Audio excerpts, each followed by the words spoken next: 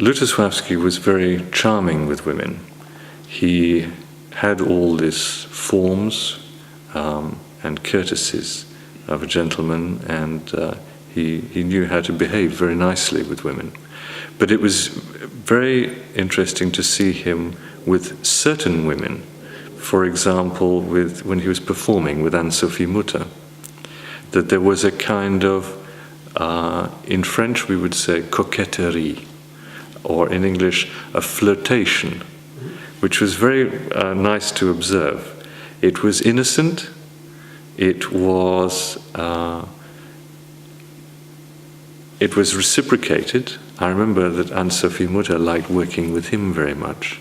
And there was a kind of sparkle in the eyes, there was a kind of contact. Even though they were of very different generations, she was very young. Yes, 50 years difference. But he was able to, even to flirt like this, in a very gentle way. A way that is very typical in France. It's not so typical in England or America, where we're much more serious about these things. But it's very typical in France.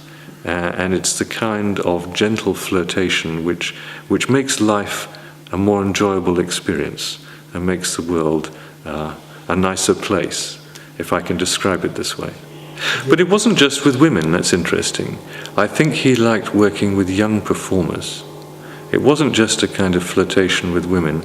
I think he was stimulated by working with very, very high-class young performers, whether they were women or men.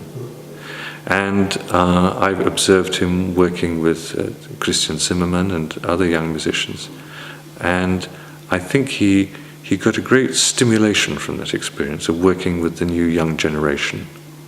Maybe it made him feel young himself.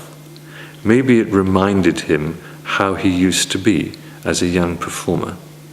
I think he identified with it. He identified with the talent, and maybe it lifted many years from him and took him straight back to when he was 25 or 28. Made him feel young again. And I think he enjoyed that experience of working with people like that. And who can blame him?